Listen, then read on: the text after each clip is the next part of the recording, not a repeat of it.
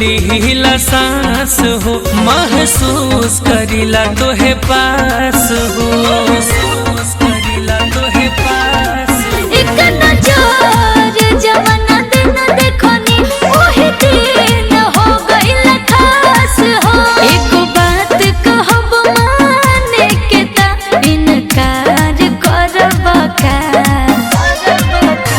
ओढ़निया वाली हो हमसे प्यार करबू का। झुलुफिया वाला हो हमसे प्यार करब का।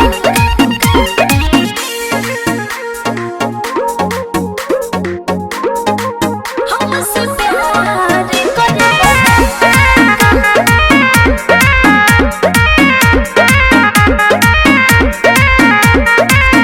आँखिया के राहे दिल में समाइला, एक पल में जादू ऐसन तू कैला, ऐसन तू कैला।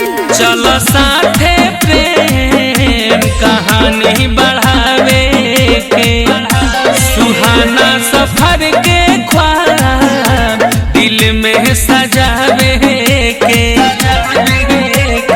दिल में रखल चाहिले स्वीकार करब का। ओढ़निया वाली हो हमसे प्यार करबू का। झुलुफिया वाला हो बोल प्यार करब का।